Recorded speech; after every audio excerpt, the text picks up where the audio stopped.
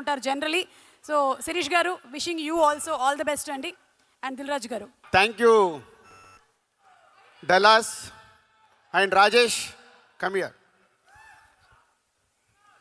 So నాకు ఈ idea వచ్చినప్పుడు ఇలా ఈవెంట్ చేద్దాం అనుకుంటున్నామని రాజేష్తో డిస్కస్ చేయడం జరిగింది.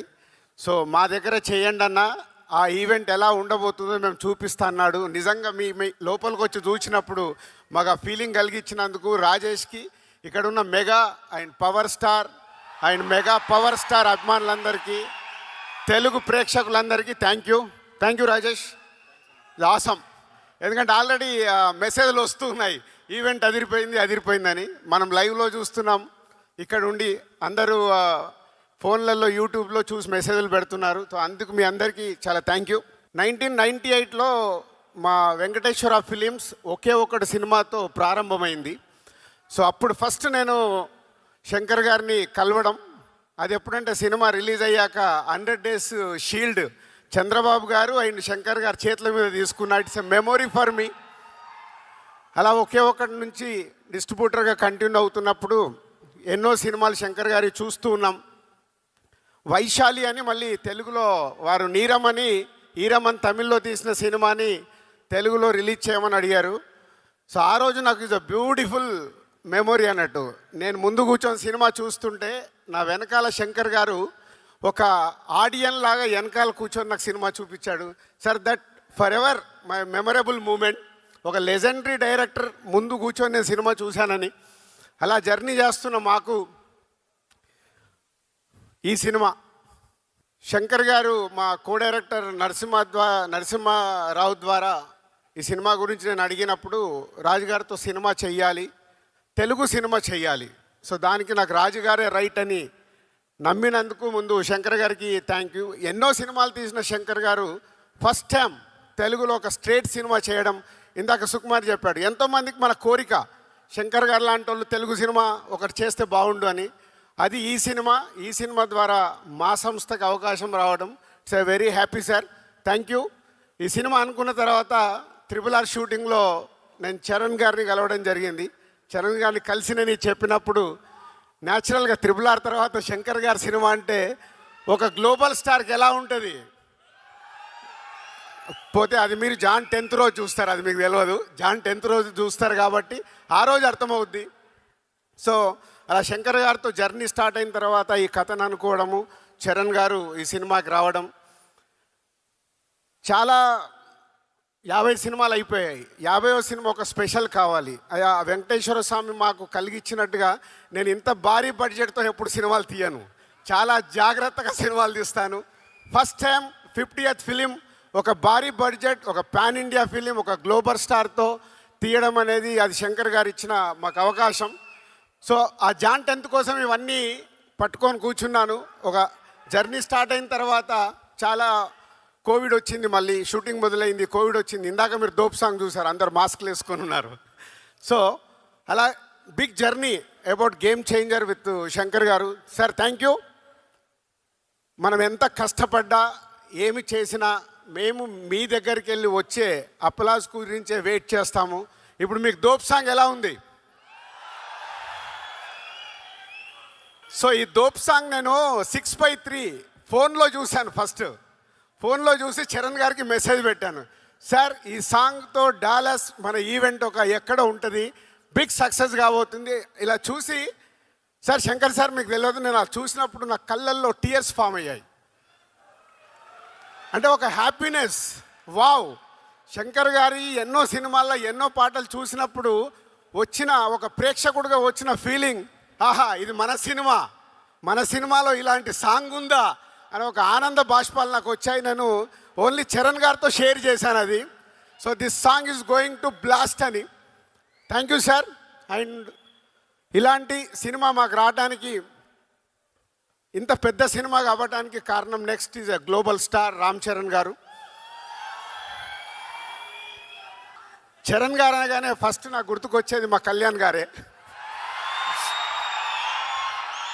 అంటే చిరంజీవి గారి చాలా సినిమాలు ప్రేక్షకుల్లాగా చూసాం.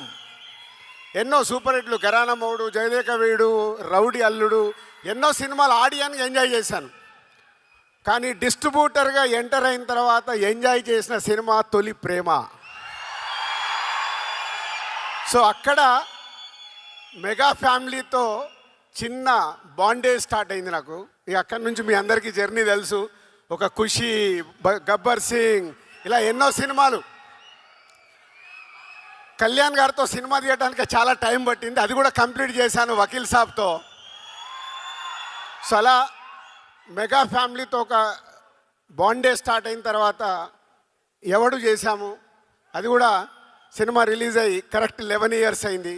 2014 జాన్ 14th సినిమా రిలీజ్ చేస్తాం, అది సంక్రాంతికి. ఆఫ్టర్ 11 ఇయర్స్ కొడుతున్నాం, మామూలుగా కొట్టట్లేదు, గట్టిగా కొడుతున్నాం. శంకర్ గారి సినిమాలు మనకు పాటలు, సీన్స్ ఏదో సెల్ ఫోన్లో చూస్తే కుదరదు. అది బిగ్ స్క్రీన్ మీద చూసినప్పుడే ఆ మ్యాజిక్ 4 times ఉంటుంది. అదే గేమ్ చేంజర్.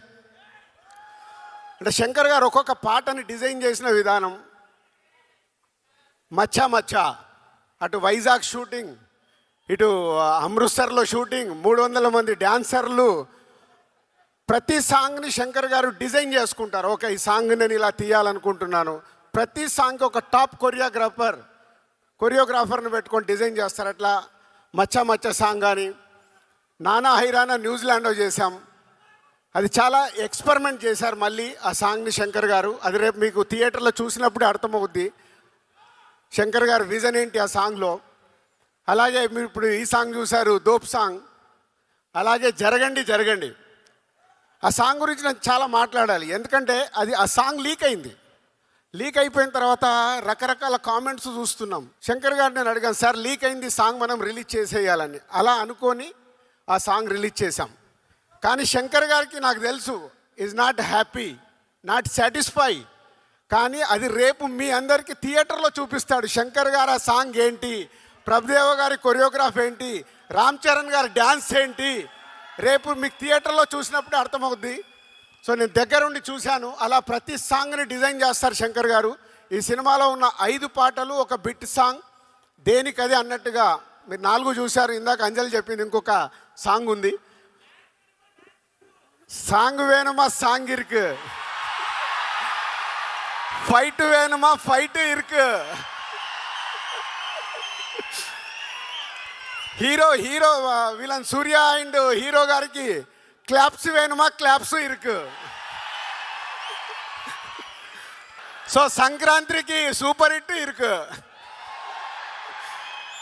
సో అలా రామ్ చరణ్ గారు అండ్ సూర్య గారి మధ్యలో జరిగే సీన్స్ మన తెలుగు రాష్ట్రాల్లో చాలా ఇన్సిడెంట్స్ చూస్తున్నాం.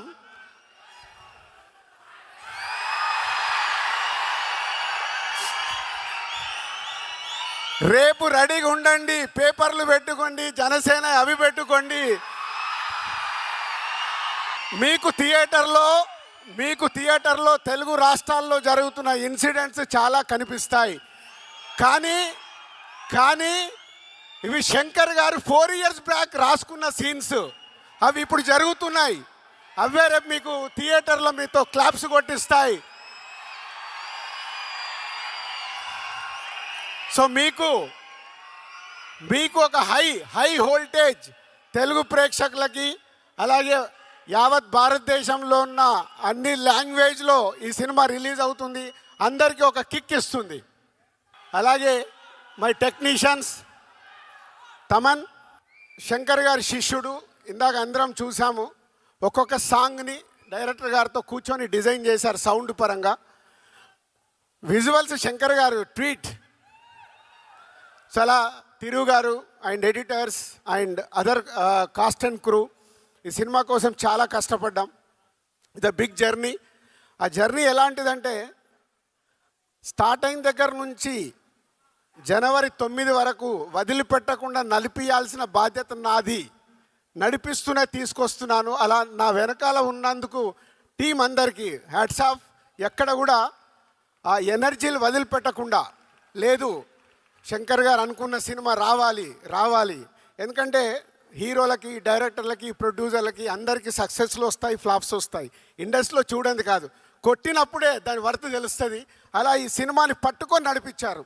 శంకర్ గారు ముందుండి మొత్తం టీం అందరూ ఆ ఎనర్జీతో ఇంకా వర్క్ చేస్తున్నారు.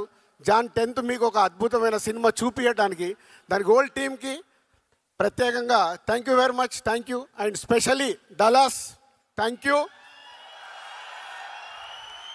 ఫస్ట్ ఒక తెలుగు సినిమాకి ఇందాక అనిల్ సుంకర గారు చెప్పారు, ఫస్ట్ ఒక తెలుగు సినిమాకి ఇలాంటి ఈవెంట్ చేయడం మళ్ళీ ఈ గేమ్ చేంజర్తోనే గేమ్ చేంజ్ అయింది. ఎందుకంటే అంతా మీరే చేశారు సుమా గారు, అంతా వీళ్ళే చేశారు, అంతా మీరే చేశారు.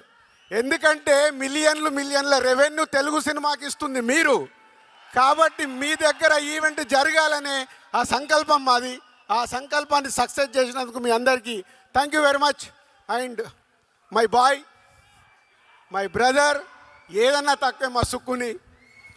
ఒక ఆర్య సినిమాతో మొదలై ఆర్య అప్పుడు నేను సుక్కుని ఇంట్రడ్యూస్ చేయడం కాదు, ఇద్దరం కలిసి జర్నీ మొదలు పెట్టాం. అది ఒక అద్భుతమైంది. ఆ అద్భుతం ఈరోజు మనకు ఒక అద్భుతమైంది సుకుమార్ అనే వ్యక్తి ద్వారా. ఇవాళ ఆల్ ఇండియాలో మన సుకుమార్ పేరు చెప్తే వా అనుకునే రేంజ్లో ఉన్నందుకు ఈరోజు మేము పిలవగానే ఇక్కడికి వచ్చినందుకు thank you Sukku and Buchibabu and Anil garu and Satish garu అందరికీ thank you very much. Thank you. Thank you so much Dil Raju garu. And చెప్పకనే చెప్పేశారు మీరు శంకర్ గారి ఒక్కొక్క సినిమాలోని ఐడియాలజీల్లో ఈ సినిమాలో మీకు ఏది నచ్చి తీసుకున్నారు అంటే ఇందాక చెప్పారు ప్రజెంట్ జరుగుతున్న సినారియోల్ని 4 సంవత్సరాల క్రితమే ఊహించి, ఎప్పుడు శంకర్ గారు అంతే, ఏదైనా సరే ఒక 10 years 5 years అహెడ్గానే ఉంటారు. నేను అడగాలనుకుంటున్నాను ఆఫ్టర్ 5 years ఏం జరగబోతుంది నెక్స్ట్ సొసైటీలో అని.